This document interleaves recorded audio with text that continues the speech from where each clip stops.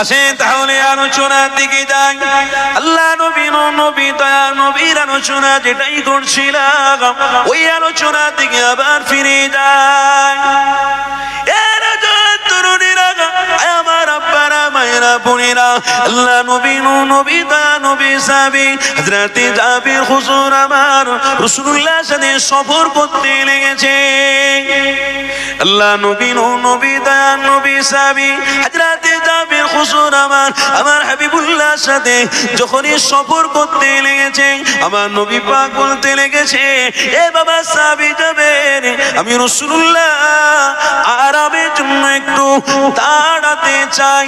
আল্লাহ নবী সাহাবী জাবির বলতে লেগেছে, এ রাসূলুল্লাহ হাবিবাল্লাহ, হুজুর আপনি আরাম করবেন বলছেন, তাহলে এই মরুভূমি এলাকায় গরম বালুতে এখানে কেমন করে আপনি আরাম করবেন? আমি রাসূলুল্লাহ আপনাকে বড়ই ভালোবাসি, আমি জাবির এখানে গরম বালুতে আরাম করতে দেব না। আমি হাবিবুল্লাহ আমার জামা খানা বিছিয়ে দিচ্ছি, এই জামার উপরে আরাম করো। আর একটু জোরে হবে না?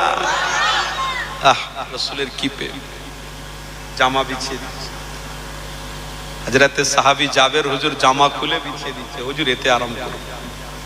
কিন্তু যে আলোচনা করছিলাম ওই আলোচনার দিকে একটু লক্ষ্য রাখুন। এ যুবকেরা তরুণীরা, আল্লাহ নবী সাহাবী হযরতে জাবের হুজুর আমার রাসূলুল্লাহকে জামাটা বিছিয়ে দিলেন, বসতে বললেন। আল্লাহ নবী নবী দয়া নবী আমার ওই জামার উপরে তিনি বিশ্রাম করতে লেগেছেন। এ যুবকেরা আমার রাসূলুল্লাহ দিওয়ানারা, আল্লাহ নবী দিন দুনিয়া বাসাবিবুল্লাহ ওই সময় হযরতে জাবের হুজুরকে বলতে লাগলেন, বাবা জাবের, আমি রাসূলুল্লাহ তুমি আমাকে কতই না ভালোবাসো, তুমি আমাকে বসার জন্য জামা বিছিয়ে দিচ্ছ, বাবা রাসূলকে কতটা মুহাব্বত করো। হযরতে জাবের হুজুর বলতে লাগলেন, ইয়া রাসূলুল্লাহ হাবিবাল্লাহ, আমি এতটা ভালোবাসি, হাজার হাজার হাজার হাজার বছর যদি আল্লাহ হায়াত দেয়, এই হাজার বছর আপনার কদমে উৎসর্গ করে দেব। এই যুবক তরুণীরা, আমার আব্বা জানেরা, আম্মা জানেরা, শোনো আমার হাবিবকে আল্লাহ কতটা প্রেমিক বানিয়েছিল, আমার হাবিবকে কি নিয়ামতপূর্ণ নবী বানিয়েছিল। আল্লাহ নবী দোনো জাহানের সুলতান, আহারে দয়া নবী আমার হযরতে জাবেরকে বলতে লাগলেন, বাবা জাবের, তুমি রাসূলুল্লাহকে এতটা ভালোবাসো, আল্লাহ যদি তোমার হায়াত দেয়, তুমি রাসূলুল্লাহর কদমে তোমার জীবনটাকে উৎসর্গ করে দেবে বলছো। এ বাবা জাবের, আমি রাসূলুল্লাহ তোমাকে খুশির খবর দিলাম। বাবা সাহাবী জাবের, শোনো, তোমার উপরে আল্লাহ এতটা খুশি হয়ে গেছে, অবশ্যই তুমি রাসূলকে ভালোবাসার জন্য এই পৃথিবীর জমিনে আল্লাহ জান্নাতের বাসনাতি দান করেছে। এ যুবকেরা, আমার রাসূলুল্লাহ দিওয়ানারা, আমার হাবিবের প্রেমিকেরা, শোনো, আল্লাহ নবী নবী দয়া নবী আমার হযরতে জাবির হুজুরের জামার উপরে ওখানে তিনি বসে পড়লেন। বসে থাকতে থাকতে আমার নবী পাকের শরীরটা বড় ক্লান্ত হয়ে গেল। কেন আমার হাবিবের শরীর ক্লান্ত হবে না? কেন আমার রাসূলুল্লাহ দিনে দাওয়াত দিতে বের হন, আমার রাসূলুল্লাহ ভালো করে খাবার জোটে না, আমার হাবিব ভালো করে খানা খেতে চায় না, আমার রাসূলুল্লাহ ভুকা অবস্থায় কাটাতেন, আমার হাবিবুল্লাহর খানার কোনো ইন্টারেস্ট ছিল না, এই দুনিয়ার আসবাবের কোনো জিনিসের ইন্টারেস্ট ছিল না, এই দুনিয়ার কোনো জিনিসের উপলব্ধি মজা তেনার মধ্যে ছিল না। কেন? একটাই জিনিস আমার রাসূলুল্লাহর মধ্যে কাজ করত, একটাই জিনিস, ওটা কি? ওটাই হলো আমার হাবিব উম্মত উম্মতিদের বড়ই চিন্তা করতেন। এই যুবকেরা, তাই আজ আমরা উম্মত হয়ে ধন্য হয়ে গেছি। এই জায়গায় বসে বসে আমরা রাসূলুল্লাহর নামটাকে নিতে লেগেছি, আল্লাহ নবীর কথা শুনতে লেগেছি, অবশ্যই আমাদের মজা লাগতে লেগেছে, আনন্দ হতে লেগেছে। রাসূলুল্লাহর নামটা শুনে পেয়ে, রাসূলুল্লাহর কথাটা শুনে আমাদের মজা হচ্ছে, আমাদের আনন্দ লাগছে। কেন? রাসূলুল্লাহ আমার জন্য নিয়ামত, তোমাদের জন্য নিয়ামত, তোমাদের জন্য জান্নাত। এই যুবকেরা, আল্লাহ নবী দুনিয়া বাসাবিবুল্লাহ হুজুর আমার ওখানে আরামের তৃষ্ণায় নিয়ে নিলেন। আরাম করতে করতে হঠাৎ করে আমার নবী পাকের ঘুম এসে গেল। আমার নবী পাক ওইখানে বসে থাকতে থাকতে আমার হাবিব পাক একটুখানি নিন্দার মধ্যে চলে গেলেন। এই যুবক শোনো আমার হাবিবের কথা। আল্লাহ নবী নবী দয়া নবী দয়া নবী মায়া নবী নবী আমার ঘুমিয়ে পড়েছে যখন হযরতে জাবির হুজুর আমার ওখানে দাঁড়িয়ে রয়েছে। আমার হাবিবুল্লাহ ঘুমিয়ে পড়েছে, হযরতে জাবির হুজুর আমার দাঁড়িয়ে দাঁড়িয়ে অপেক্ষা করতে লেগেছে। কিন্তু হঠাৎ করে সহিহ বুখারী কিতাবে লেখা রয়েছে একটা দৃশ্য দেখা গেল। আমার নবী পাক যেখানে ঘুমিয়ে রয়েছিলেন ওই জায়গা থেকে ঠিক 100 মিটার দূরত্ব রয়েছে। ওই দূরত্বতে একটা খেজুরের গাছ ছিল। ওই খেজুরের গাছটা দাঁড়িয়ে দাঁড়িয়ে দাঁড়িয়ে দাঁড়িয়ে এমন করে জাবির হুজুর দেখতে পেলেন ওই খেজুরের গাছ আস্তে আস্তে করে মাটিটা চিরে চিরে আমার নবীর কামনা সামনে এসে গেছে। এই যুবকেরা অদৃশ্য ব্যাপার, ও ব্যাপার অলৌকিক ব্যাপার, কেমন করে এটা সম্ভব হতে পারে? আমরা ইমানদার, লা তাকনাতু মির রাহমাতিল্লাহ, আমরা রবের ভালোবাসার মানুষ, আমরা রাসূলকে ভালোবাসি, আমার রবের রিজিকের আশা করি, রবের কাছ থেকে সাহায্য চাই। আমরা আশহাদু আল্লা ইলাহা ইল্লাল্লাহ, আল্লাহ ছাড়া কোনো মাবুদ নেই, এই বিশ্বাসী মুসলমান ইমানদার। আমরা আল্লাহ বিশ্বাসী মানুষ।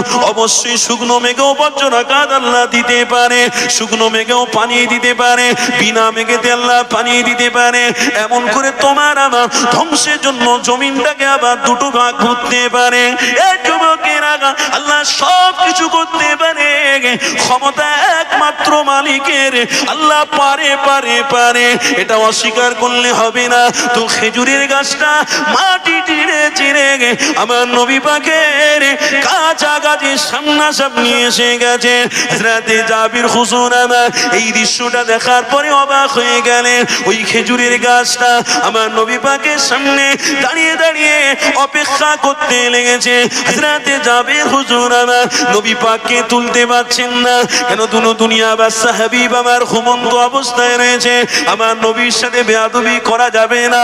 নবী ঘুমিয়ে রয়েছে, আল্লাহ নবীকে ডাকাও যাবে না, আমার রাসূলুল্লাহকে তোলাও যাবে না। এই যুবকেরা এটা হবে মস্ত বড় বেয়াদবি।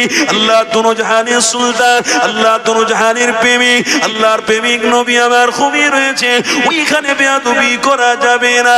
তাই তো আজও পর্যন্ত মদিনার জমিনে আমার নবী পাক যেখানে রয়েছে ওই জায়গার উপরে আজও পর্যন্ত কোরআনের আয়াত স্পষ্ট ভাষায় রয়েছে, আনতাহাবাত আমালুকুম, তোমরা যদি নবীর বেয়াদবি করো, নবীর সাথে গোস্তাকি করো, সমস্ত আমলগুলো আমি আল্লাহ বরবাদ করে দেবো, ধ্বংস করে দেবো।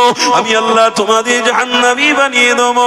আল্লাহ নবীর সাহাবী হযরতে জাবির হুজুর আমার নবী পাকের সামনে দাঁড়িয়ে রয়েছে। আল্লাহ নবীর সাহাবী হযরতে জাবির নবীকে তুলতেও পারছেন না। আমার নবী পাক ঘুমিয়ে রয়েছেন। এই দৃশ্যটার কথা আমার হাবিবকে একটু জাগিয়ে দিয়ে বলবেন।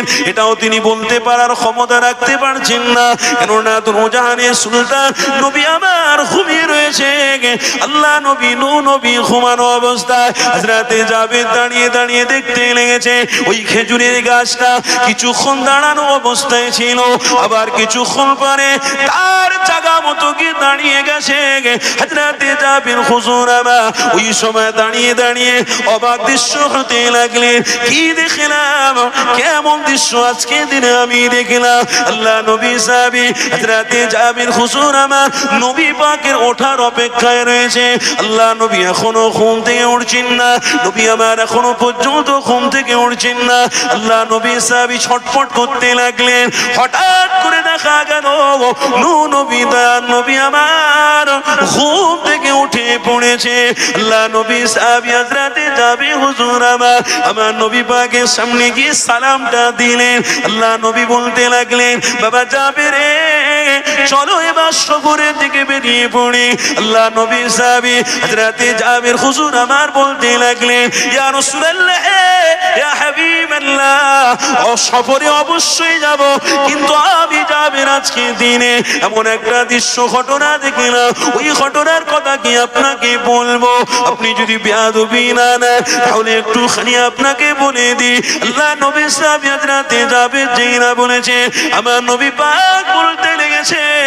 এ বাবা যাবে রে, বলো বলো কি ঘটনা ঘটে গেছে? আল্লাহ নবী সাহাবী হযরতে জাবের বলতে লাগলেন, ইয়া রাসূলুল্লাহ হাবিবাল্লাহ, আপনি যখন ঘুমন্ত অবস্থায় রয়েছিলেন, আমি জাবের যখন দাঁড়িয়েছিলাম, হঠাৎ করে দেখি আপনার থেকে 100 দূরে একটা খেজুরের গাছ দাঁড়িয়েছিল। ওই খেজুরের গাছটা মাটি চিরে চিরে চিরে আপনার সামনাসামনি এলো। আমি জাবের আপনাকে তুলতে পারলাম না, আবার ওই গাছটা আস্তে আস্তে করে তার জায়গা মতো গিয়ে দাঁড়িয়ে গেল। এই দৃশ্য দেখার পরে আমার মাথা ঘুরছে, আমার হাবিবকে কখন জানাবো, আমার রাসূলকে কখন বলবো? আল্লাহ নবী ঘটনা শোনার পরেতে নবী আমার বলতে লাগলেন, বাবা যাবে রে, আমি রাসূলুল্লাহ যা জানি বাবা রে, তুমি তা জানো না। আমি হাবিবুল্লাহ যা দেখি তুমি তা দেখো না। এ বাবা যাবে, শুনে রেখে দাও, আমি রাসূলুল্লাহ আমাকে দেখবার জন্য ওই খেজুরের গাছটা অনেকটা দূরত্বের মধ্যে ছিল। ওই খেজুরের গাছ আল্লাহর কাছে দোয়া চাইতে লেগেছে, ও রব্বি আল্লাহ পাক, দুনো জাহানের সুলতানকে দুনিয়ায় পাঠিয়েছেন, দুনো জাহানের সুলতান দুনিয়ায় এসেছে, আর আমি খেজুরের গাছ, আমি দুনো জাহানের সুলতানকে অনেকটা দূর থেকে দেখতে পাচ্ছি, এতে আমার তৃপ্তি মিটছে না। ইয়া রব্বি আল্লাহ পাক, আমাকে নূর নবী তা নবীর কাছাকাছি পৌঁছে দেন। আমার আল্লাহ দোয়াটাকে কবুল করে নিয়েছিল। ওই খেজুরের গাছের রহমতি কুদরতি ইশারায় মাটিটা চিরে চিরে আমার দুনো জাহানের সুলতানের সামনাসামনি দাঁড় করিয়ে আমার নবী পাককে দিল ভরে দেখার সুযোগ করে দিয়েছে। আরো জোরে বলুন আল্লাহ। একটা খেজুর গাছ যদি আশা করে রে বাপ, তো নবীর প্রেমিকরা খেটে খেটে তো সব দুর্বল হয়ে গেলে, গাড়ি চড়ে গালাগালি দিয়ে মারামারি করে তো সব দুর্বল হয়ে গেলে, তো একবার নবীর দিদার পাওয়ার আশা করলে না? নবীর দিদার পাওয়ার আশা যদি থাকতো, কসম খোদার বলছি মসজিদগুলো ভর্তি হয়ে যেত। কথা ঠিক না? বাবরি মসজিদের মতো ওই মসজিদ আমাদের থেকে চলে যেত। আমি নিজের চোখে দেখেছি এয়ারপোর্টে, যখন কলকাতা এয়ারপোর্টে যারা প্লেনে ওঠেন তেনারা হয়তো জানতে পারবেন, বাকি জানতে পারবেন না। আমি যখন প্লেনে সফর, আমার তো 7 বার হয়ে গেল। এই ডিসেম্বরের 7 তারিখে আবার যাচ্ছি জয়পুর, আবার মাহফিল আছে, আবার আগামী বছরে হায়দ্রাবাদ। বলুন আলহামদুলিল্লাহ, এখন থেকেই ডায়েরি হয়ে গেছে। আবার কত আসবে জানিনি ভাই, তো আমার কৃতিত্ব নয়, সব দোনো জাহানের সুলতানের ওসিলা। জোরে বলুন। বিশ্বাস করুন, আপনি যদি নবীর হয়ে যান না, আল্লাহ আপনাকেও ইজ্জতের মাকাম দেবে। জোরে বলুন।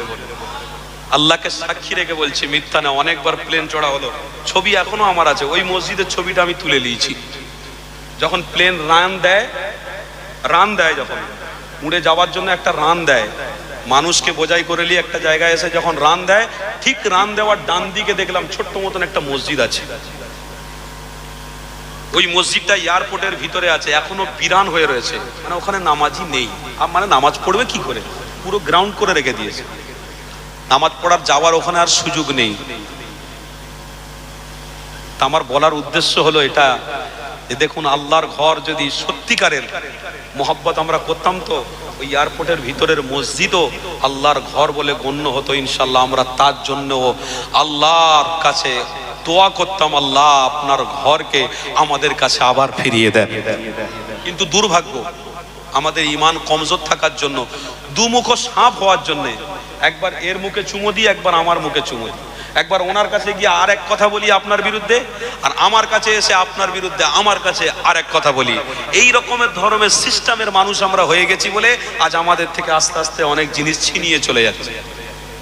আমরা দুমুখ হয়ে গেছি। আমার রসুল ওই জন্য আজ থেকে 1500 বছর আগে একটা হাদিস বলেছেন।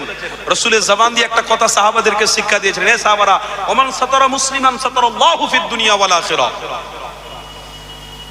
বাবা সাহাবারা, তোমরা যদি হাকিকাতে মুহাম্মদ রসুলকে ভালোবাসো, তো তোমাদের জবান থেকে কারোর বিরোধী হবে না, তোমরা কারোর দুশ্মনী কথাবার্তা বলবে না, কারোর পিছনে গীবত গাইবে না, কারোর পিছনে চুগলি করবে না। চায়ের দোকানে বসে কে বড় লোক হচ্ছে, কে গরিব লোক, কে ভালো কাজ করে না, কে খারাপ, ওসব নিয়ে তোমরা চর্চা করতে না। আমার রাসূল বলছেন, যে ব্যক্তি পর নিন্দা করে, পর চর্চা করে, কাল কিয়ামতের দিনে সে যেন তৈরি থাকে আল্লাহর সামনেও তার যে সমস্ত অন্যায় গুনাহ রয়েছে আল্লাহ তার কোটি কোটি কোটি কোটি বান্দাদের সামনে আল্লাহ তার গুনার কথাটাও কখন তুলে ধরবে। সে যেন প্রস্তুত থাকে। পৃথিবীতে যে যার গীবত করে, চুগলি করে, বেশি আমার মা আর বোনেদেরকে, হ্যাঁ আমার মা আর বোনেদের মধ্যে এটা বেশি আছে। আর আমার মা বোনেদের থেকেই বাচ্চারা এখন শিখেছে, আমার পরের জেনারেশন বাচ্চারা তারাও আজকের এগুলো শিখে গেছে। আরে ভাই, এটা করে বাঁচা যায় না। যদি সৎ নিয়ত নিয়ে আপনি চলেন, ইনশাআল্লাহ হাজার দুশমন আপনার পিছনে চললেও, আপনার গন্তব্যটা যদি ঠিক জায়গায় থাকে, ইনশাআল্লাহ পিছনে হাজার দুশমন দাঁড়ালেও কেউ রুখতে পারবে না, জান্নাতে আপনি চলেই যাবেন। কেউ আপনাকে টান টেনে জাহান্নামে নিয়ে আসতে পারবে না। আপনার গন্তব্য জায়গা যদি ঠিক থাকে, গন্তব্য জায়গা হলো মুহাম্মাদুর রাসূল, টার্গেট হলো মুহাম্মাদুর রাসূল। পিছন থেকে কে টানবে, কে হিচড়াবে আমার দেখার দরকার নেই। আমি চলছি, আমি চলছি, আমি চলবো। সফর আমার বন্ধ, বলুন হবে না? সফর আমার বন্ধ হবে না, চলছি চলবো। আমার বিরুদ্ধে যদি বলে ভালো নামাজি হয়ে গেছে রে, আমার বিরুদ্ধে বলে আরে আপনি বিশাল বড় দাঁড়িয়ে রেখে বিশাল হুজুর হয়ে গেছে রে, আমার বিরুদ্ধে যদি কেউ বলে ওর বিশাল বক্তা হয়ে গেছে, আমার বিরুদ্ধে যদি কেউ বলে হারাম খায় আবার বড় বড় কথা বলে মাইকে, আমার বিরুদ্ধে যদি কেউ বলে এত জিনা করে আবার মাইকে মুখ দিয়ে কথা বলে, আমার বিরুদ্ধে যদি কেউ বলে মাকে ভাত দেয় না আবার বড় বড় কথা বলে, আমার বিরুদ্ধে কেউ যদি বলে আরে সেদিনে তো দেখলাম তার বাপকে চড় মেরেছে, আমার বিরুদ্ধে কেউ যদি বলে আরে একটা জায়গায় 10টা বিয়ে করেছে, খসলত খারাপ আছে, আমার বিরোধীকারীদের দিকে আমাকে তাকালে হবে না, আমার টার্গেট মুহাম্মদ রাসূলের দিকে ছুটতে হবে। আজকের আমরা রাসূল থেকে দূরে সরে গিয়েছি এই জন্যে, কে গীবত করলো তার কাছে আবার ভালো সাজার জন্য গিয়ে হাজির। ভাই আমার বিরুদ্ধে কে বলেছে বলে দেখিনি, বলে ওই তো তোর বন্ধু দোস্ত বলে, বল কি বলেছে, ওই বলেছিল তুই নাকি এই করিস এই করিস, ব্যাস দ্বন্দ্ব লেগে গেলে এবার মারামারি ঠেকা, কি গো ঠেকা, আবার মারামারি ঠেকা, কি করবি কর, ব্যাস বোম মারামারি শুরু, বার কর মেশিন বার কর, মার হতো মার।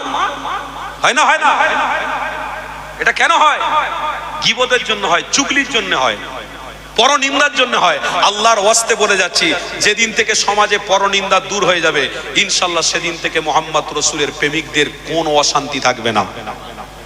বলে দিয়ে গেলাম, পরনিন্দা থেকে বাঁচবেন, বলুন ইনশাআল্লাহ, জোরে বলুন ইনশাআল্লাহ। আল্লাহ আমাদেরকে কবুল করে নেন, বলুন আল্লাহুম্মা আমিন, আরো জোরে বলুন আল্লাহুম্মা আমিন। আপনারা সকলে উঠে একটু মহব্বতে দাঁড়ান তো, সালাম পড়বো, সবাই দাঁড়ান তো, দাঁড়ান মহব্বতে, সব দাঁড়ান, মাশাআল্লাহ।